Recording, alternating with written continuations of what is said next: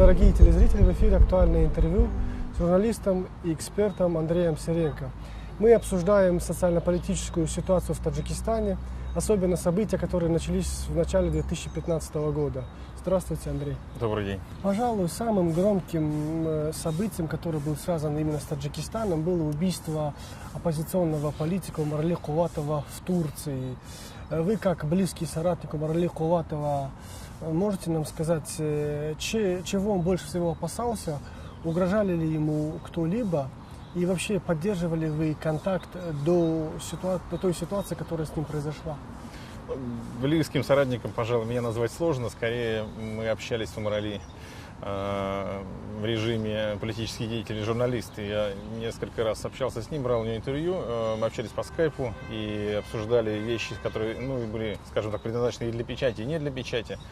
И Умарали Куватов — это человек, который очень хорошо знал политическую ситуацию в Таджикистане, владел ею, и в том числе и публичной частью политики, и, скажем так, таджикским закулисьем политическим. Поэтому, на самом деле, он был прекрасный эксперт, и общение с ним доставало, на самом деле, было очень полезным. Я думаю, что его смерть, его уход, они, безусловно, стали серьезным ударом для таджикской позиции, вообще для политического процесса в Таджикистане, потому что Куватов, на мой взгляд, это был человек, который мог претендовать на очень серьезную участие в политическом процессе, и я думаю, перспективы были бы весьма значительны, если бы не случилась эта трагедия в Стамбуле. Поддерживали ли он контакты с тем соратником, с которым у него был бизнес? Нет, мы общались только с Умарали и с некоторыми близкими к нему людьми, которые занимались, скажем так, исключительно политикой. Поэтому меня в первую очередь интересовал этот аспект его деятельности в большей степени. Я думаю, что, собственно, и это стало причиной его гибели. Я не верю в версию о том, что его заказали некие бизнес-компаньоны, некие люди, которые имели претензии по бизнесу и так далее. Нет, убийство Умарали Куватова — это чисто политическое убийство. Можно назвать его, увы, классическим политическим убийством. И я уверен, что его гибель была связана со стремлением определенных групп в нынешнем руководстве Таджикистана избавиться от Куватова как человека, способного консолидировать активную часть оппозиции, имевшего тогда очень серьезное влияние на молодежные группы. Таджикистан — это молодое государство, в том смысле, что большую часть населения составляют молодые люди. И как раз Куватов и его группа 24 имела очень сильное влияние на именно эту аудиторию. Мы все прекрасно знаем, что именно молодежь является движущей силой всех основных преобразований, в том числе революционных. И я думаю, что нынешний режим Душанбе, он, конечно, опасается в первую очередь молодых своих граждан и тех лидеров, политических лидеров, которые на эту аудиторию могут эффективно, успешно воздействовать. Куватов был одним из таких людей, поэтому я думаю, что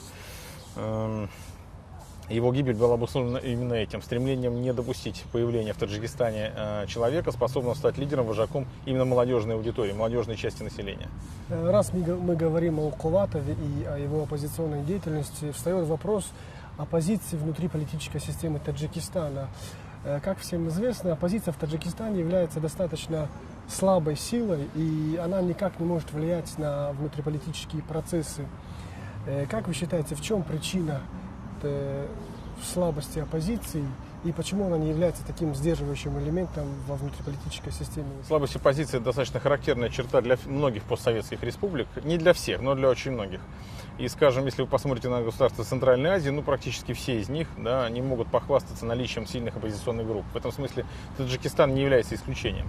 Но, мне кажется, одной из важнейших особенностей таджикской политической модели, которая привела к тому, что оппозиционные группы, оппозиционные движения достаточно слабы, не очень активны, и действующая власть имеет возможность достаточно успешно и безнаказанно подавлять оппозиционные движения, связано с тем, что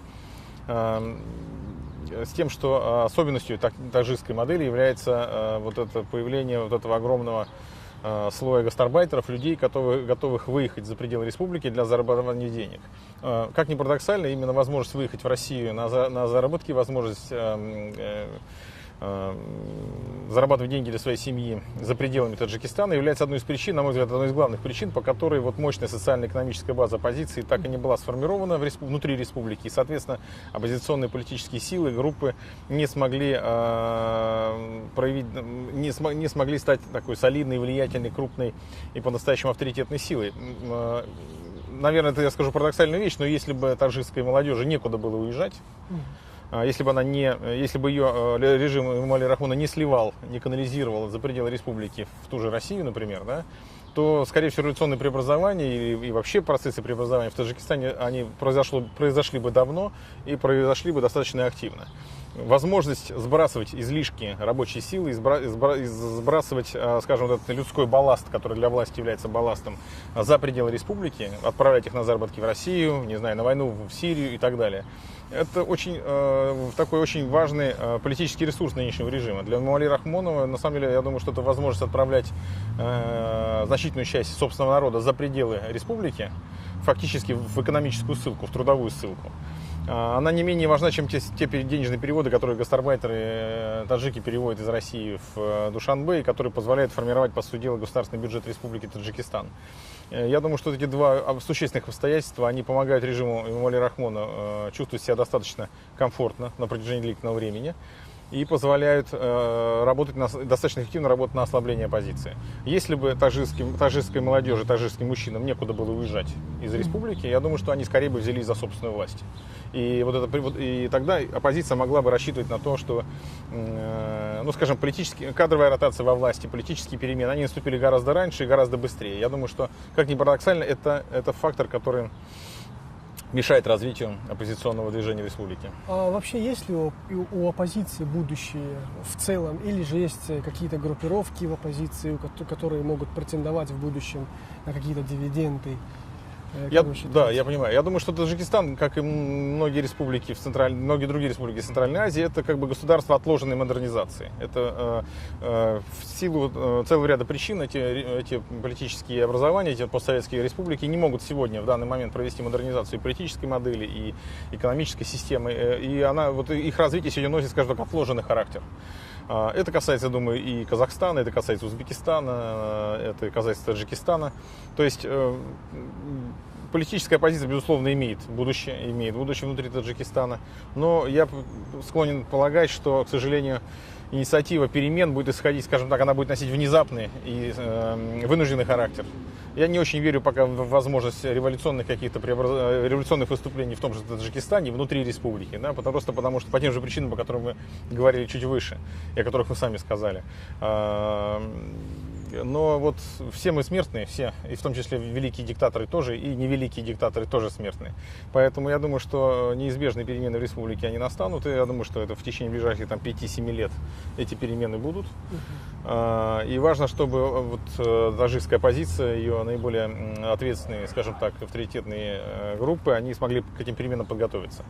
Я думаю, что сегодня образование Конгресса конструктивных сил, с одной стороны, с другой стороны, наличие внутри республики таких авторитетных политических партий, как партия Исламского возрождения Таджикистана и Социал-демократическая партия, я думаю, что де-факто объединение этих оппозиционных движений, оппозиционных групп, оно должно произойти. И я думаю, что участие, на самом деле, в этом процессе могут принять и некоторые представители нынешней партии власти, которые пока находятся в составе этой рахмоновской системы, но которые прекрасно понимают, что ничто не вечно под луной, и необходимо будет адаптироваться к новым реалиям, когда Рахмона не будет. Я думаю, эти люди будут готовы начать сотрудничать с оппозицией. Я думаю, процесс начнется через несколько лет. Хотя, думаю, подпольно, нелегально этот процесс происходит уже сейчас. Вот сейчас актуализируется вопрос радикализации именно молодого населения Таджикистана, молодой ее части. Вот вы знаете, что буквально недавно в сети появилось видео бывшего таджикского полковника, который возглавлял ОМОН республики. И ввиду этого факта многие эксперты говорят о том, что кризис в России может переориентировать потоки миграции в сторону Ближнего Востока. Как вы считаете, такие высказывания оправданы? Они имеют под собой почву? Да, я думаю, что такие тенденции сегодня есть, они фиксируются, во всяком случае, наблюдателями. Мы видим сегодня, что люди, выезжающие из Таджикистана на заработки в России, они на самом деле в России, некоторые из них, по крайней мере, некоторая часть не остается, и они просто используют в данном случае Россию, московский аэропорт, вернее, Шереметьево, как просто аэродром подскока для будущего переезда в Сирию. через Турцию, да, и, соответственно, присоединение к исламскому государству, участие вот в этом боевом проекте исламского халифата. Я думаю, что по мере раскручивания эффективной рекламной кампании исламского государства число желающих принять участие в боях в Сирии или в Афганистане, оно будет увеличиваться. И, к сожалению, сегодня, мне кажется, рахмоновский режим не в состоянии пока помешать этой тенденции. Более того, на мой взгляд, он даже, как ни парадоксально, заинтересован в том, чтобы какая-то часть людей уезжала из республики на заработки или в Россию, или она уезжала на войну в Сирию, просто рассчитывая на то, что потом этих людей не будет в живых, и просто они не смогут вернуться в республику и, соответственно, создать проблемы для нынешней власти. Но я думаю, что если такие ожидания у людей из команды Рахмона есть, они очень ошибочны, и те люди, которые уезжают воевать, они не только там частично будут погибать, но и частично приобретать боевой опыт. И этот опыт они могут использовать уже на родине. И тот же инцидент с участием полковника Халимова, на самом деле абсолютно вопиющий не только для Таджикистана, но и для всей Центральной Азии. Он показывает о том, что на самом деле силовые структуры сегодняшнего Таджикистана, ну, как минимум, частично нелояльны нынешнему руководству. И я думаю, что Умрали Куватов, с которым мы неоднократно общались, в том числе на эту тему, и который говорил о том, что у оппозиции есть, в том числе у радикальной оппозиции, есть свои сторонники в силовых структурах, сегодня эти его слова на самом деле обретают подтверждение. Куватов незадолго до гибели, мы с ним последний раз общались буквально за 2 часа до его смерти по скайпу, он как раз уходил на обед вот с этим человеком, который пригласил его на ужин вместе с семьей. И как раз тогда Куватов в том числе сказал о том, что попытки там рахмоновских пропагандистов опровергнуть наличие сторонников оппозиции в рядах силовых структур, они на самом деле беспочвенны, что такие люди там есть, их хватает и в милиции, и в госбезопасности, и в вооруженных силах. И поэтому мы сегодня наблюдаем, на самом деле, фактически подтверждение этих слов. Поэтому я уверен, что, конечно, история с полковником Халимовым, она, с одной стороны, является таким достаточно уникальным явлением. Пока неизвестен ни один эпизод, да, официально неизвестен ни один эпизод перехода на сторону исламского государства старшего офицера. Там, будь это полиция или вооруженные силы какого-либо другого государства. Впервые это произошло в Таджикистане. Но с другой стороны, я думаю, что, конечно, этот прецедент может оказаться достаточно печальным примером для сотрудников силовых ведомств не только в Таджикистане, но и в других республиках Центральной Азии, и, кстати говоря, в Российской Федерации тоже. В принципе, я думаю, что, вот, как некоторые российские эксперты комментируют уход Халимова в ИГИЛ, они говорят о том, что, ну, по большому счету, сегодня полковник Халимов присоединился к победителям, потому что в той ситуации, которая сегодня развивается в республике, ну, стратегическая победа точно не на стороне Рахмона, и она будет на стороне оппозиции. Вопрос, какой ее группы? Умеренной части оппозиции, та, которая настроена на некое конструктивное сотрудничество с обществом, на модернизацию, на развитие, или же на радикальную часть, которая заинтересована в вооруженных методах решения проблемы, которые готовы использовать экстремистские лозунги. И вот я думаю, что сегодня вот как раз выбор и таджикского общества, таджикской политической элиты будет как раз колебаться между этими двумя полюсами, именно в стратегической перспективе, которая, на мой взгляд, проявится очень скоро. И я думаю, что вот, чтобы не повторялся этот пример, да, полковника Халимова, чтобы не воспринимался его уход как присоединение к будущим победителям, он на самом деле требует сегодня очень серьезных подходов и к модернизации самих силовых структур Таджикистана. К сожалению, я думаю, что после ухода Халимова многие союзники Рахмона, в том числе в России, вправе предполагать о том, что таджикская армия, таджикская полиция и таджикское МВД союзником реальным не являются. В данном случае здесь, я думаю, что именно этим можно обосновать, объяснить появление вот этих новых учений, да, российских учений на таджико-афганской границе, присутствие там китайских наблюдателей, китайских военных, которые тоже принимают участие в специальных учениях на таджикской территории. Такое ощущение, что сегодня Таджикистан становится, скажем так, плацдармом, землей, на которой другие державы будут реализовывать свои политические и геополитические интересы, решать свои проблемы собственной безопасности. А вот боюсь, что вот именно таджикская составляющая в этой истории будет, скажем так, второстепенной и, скажем так, не самый эффективный. Видите ли вы способ предотвращения, какие-нибудь превентивные меры видятся вам, вот именно от радикализации вот этой части молодежи? Ну, я думаю, что, безусловно, до тех пор, пока нынешний президент Эмомали Рахмон находится у власти, всерьез говорить о каких-то переменах невозможно. И вот я думаю, тот тренд, который сегодня заложен, благодаря в том числе его политике, его курсу, этот тренд предполагает радикализацию значительной части таджикского общества, просто потому что он не может, не в состоянии решить социально-экономические проблемы, реализовать социально-экономические интересы, которые вот эта часть общества манифестирует, провозглашает. Я думаю, что, конечно же, должно быть сформировано новое правительство в республике с участием оппозиционных сил, оппозиционных лидеров. Это, конечно, в первую очередь должны быть на самом деле те политики, которые живут сегодня в республике, раз. Но с другой стороны, я думаю, что там должны быть и представлены профессионалы, которые, скажем так, находятся в эмиграции, живут за пределами Таджикистана и которые хотели бы тоже участвовать вот в этом процессе управления страной. Я думаю, что создание, скажем так, правительства национального единства, да, вот по примеру даже того же Афганистана, да, где вот все-таки, где ситуация гораздо острее, чем в Таджикистане, где происходят очень тревожные события, но тем не менее там пока на сегодняшний день нет ни одного случая перехода на сторону талибов или исламского государства, ни одного офицера, ни одной силовой структуры. И я думаю, это показатель того, что та же афганская армия, те же афганские силовики, они более подготовлены сегодня к борьбе с экстремистами в регионе, чем, скажем, их соседи. В СМИ появилась информация, что в Бадахшане группировка Талибан активизировалась. И вот как эти события могут отразиться на политике Таджикистана? Угрожает ли опасность прорыва боевиков? И как в этой ситуации должна себя повести военная база России? Ну, я думаю, что угроза вооруженного вторжения боевиков с афганской территории в Таджикистан существует. Скорее всего, эта угроза наиболее актуальна для города Бадахшанской автономной области. Нельзя говорить о том, что прям немедленно такие вот некие планы такого вторжения существуют, но потенциально такая угроза есть. Я думаю, то, что происходит сегодня в Северном Афганистане, то есть там в провинциях Бадахшан или Кундуз, в первую очередь связано, конечно, с внутриафганскими, скажем так, политическими и военными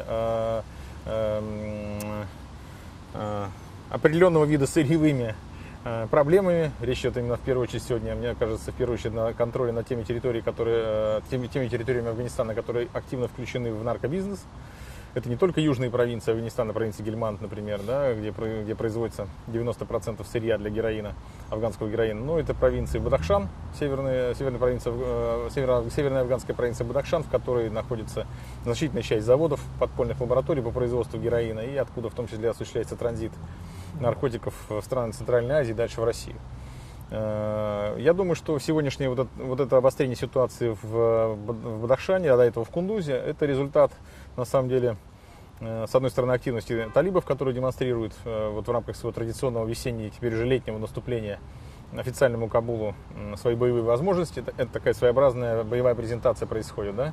Тем более, что сегодня идет одновременно, все это обострение происходит на фоне переговорного процесса достаточно активного, который проходит и в Катаре, и в Китае, и в Иране, и в Пакистане. То есть, когда представители Талибана и разных его фракций и групп, они участвуют в контактах, в переговорах с представителями официального Кабула. В то же время одновременно это обострение в Бадахшане может быть связано с попыткой закрепиться в этом районе страны, я имею в виду в афганском Бадахшане, закрепиться в этой провинции исламского государства. Некоторые очень авторитетные и афганские, и таджикские, кстати, эксперты, которые в настоящее время не проживают на территории Таджикистана, но прекрасно владеют ситуацией, будучи даже в эмиграции, делают очень важные, на мой взгляд, блестящие аналитические выводы в части военно-политической ситуации. Они, в частности, отмечают, что в провинции Бадахшан сегодня концентрируются в первую очередь боевики исламского государства. Там находятся и боевики уйгуры, там есть представители чеченской диаспоры, выходцы из Узбекистана, из Казахстана, арабы. И сегодня там происходит очень такой причудливый процесс взаимодействия самых разных местных групп влияния. Это и группировка Гульбдина Хикматьяра, и вооруженные группы бывших полевых командиров Северного альянса, и части Талибана, вот этих новых сторонников халифата, то есть сторонников исламского государства. По некоторой информации есть даже участие в этом процессе определенных шиитских групп, числа исмаилитской общины. Одним словом, сегодня в этой части Афганистана, в провинции Бадахшан, происходит вот этот процесс, по-моему, такой внутренней провинциальной политической перезагрузки, передел сфер влияния между различными группами боевиков. который сопровождается в том числе вот этими боевыми столкновениями и активизацией и ростом боевой активности со стороны вооруженной оппозиции. Я думаю, что этот процесс будет длиться достаточно долго, потому что борьба сегодня в Афганистане за вот провинции, которые имеют прямое отношение к наркобизнесу, она возрастает, будет усиливаться конкуренция между талибами и исламским государством, в частности за провинции Герат, за провинции Гельманд, за провинцию Нангархар, за Бадахшан и Кундуз. И поэтому я думаю, что, конечно, будем смотреть, как афганские силы безопасности будут справляться с этой задачей. В принципе, на сегодняшний день можно говорить о том, что, конечно, не всегда афганская армия и полиция, может быть, действуют достаточно так эффективно или так быстро, как нам бы хотелось, но, тем не менее, можно говорить о том, что, на мой взгляд, по крайней мере, сегодня, о том, что ни талибам, ни исламскому государству не удается в Афганистане сформировать такой мощный, устойчивый плацдарм, который, по примеру, допустим, Сирии или Ирака, которые они могли бы провозгласить уже частью халифата. Афганская армия и афганская полиция, при том, что она несет иногда большие потери, не имеет воздушной поддержки эффективной и надежной и постоянной, имеет серьезные затруднения с финансированием. Тем не менее, афганские военные, афганские полицейские сегодня ведут себя очень геройски, они рискуют жизнью. Очень многие люди погибли на этой войне, вот именно в Северном Афганистане, но в отличие от, скажем, полковника Халима, они не перешли на сторону противника, на сторону врага, и в этом смысле, конечно, вот эта деятельность афганской армии, афганской полиции не может не вызывать уважения. Если вы задали вопрос о том, что может делать российская 201-я база в случае вооруженного прорыва территории границы, ну, конечно, должна помогать закрывать границу, не допустить прорыва боевиков, кем бы они ни являлись, будут ли они боевиками Талибана, Исламского государства, я не знаю, Исламского движения Узбекистана и так далее. Просто потому, что речь идет не только о союзнических обязательствах российских военных перед Таджикистаном и странами ОДКБ, но и на самом деле речь идет о здравом смысле.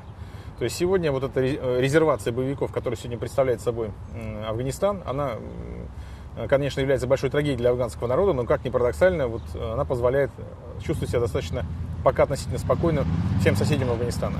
Пока эти боевики связаны боями, разделом сфер влияния, стремлением взять под контроль наркотрафик внутри Афганистана, это позволяет не допускать их экспансии на север. Да? А есть ли вероятность возвращения российских пограничников на афганско-таджикскую границу? Мне кажется, есть такая вероятность. И по некоторым сообщениям, пока не подтвержденным официально, уже частично это происходит. И якобы есть уже случаи и эпизоды, когда российские пограничники или российские военные принимают участие в патрулировании государственной границы Таджикистана и Афганистана. Еще раз повторюсь, это неофициальная информация, но я не могу говорить о том, что это 100% так, но такого рода сведения есть. В то же время я знаю, что на самом деле происходит такой процесс мягкого перевооружения 201-й базы. Насколько мне известно, уже новые образцы техники поступили туда из России в расположение этой базы. И, наверное, какая-то часть старой техники будет передана, наверное, таджикским военным. Может быть, не только им. И я думаю, что конечно, эти все меры вполне обоснованы с точки зрения обеспечения региональной безопасности. Важно только, чтобы здесь, мне кажется, очень важный момент, который российская сторона должна всячески подчеркивать, что, стремясь защитить Таджикистан и защитить таджикский народ таджикское государство от возможного прорыва боевиков из Афганистана, оно ни в коем мере не защищает режим Рахмона. Вот это очень важную, деликатную грань нужно провести. Не должна Россия, на мой взгляд, восприниматься в таджикском общественном мнении как страна, которая помогает сохраниться и защищает коррумпированный режим, нынешний коррумпированный режим Душанбе. Просто хотя бы потому, что такого рода мнение уже достаточно широко распространено в Таджикистане, и это для России плохо. Мне кажется, все-таки российское правительство, оно более, я надеюсь, более прагматично, в чем-то даже, может быть, более цинично. И, с одной стороны, как бы демонстрируя определенные комплементарные отношения к режиму Рахмона, оно все-таки должно сотрудничать еще и с оппозиционными группами и движениями. Я надеюсь, это происходит, уже происходит и будет происходить в дальнейшем еще более интенсивно. И вот очень важно для Москвы, для ее представителей показать таджикскому обществу, что Москва не ставит знак равенства между Таджикистаном и Рахмоном. Что будущее Таджикистана и таджикского народа, оно будет более счастливым и более уверенным, чем будущее семьи нынешнего президента. Вы сейчас заговорили о семье президента, и мы не можем не коснуться вопроса непотизма в Таджикистане. Многие эксперты говорят, что сейчас уже на данном этапе не приходится говорить о трайбализме, то есть о регионализме. Непотизм становится ключевым элементом управления страной.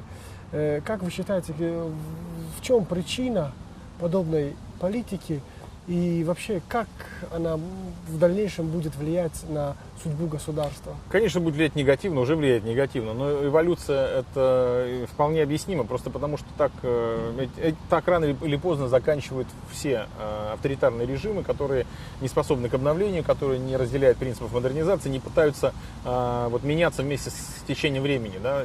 Скажем так, все недалекие диктаторы рано или поздно скатываются к той модели управления, которая сегодня сложилась в Таджикистане.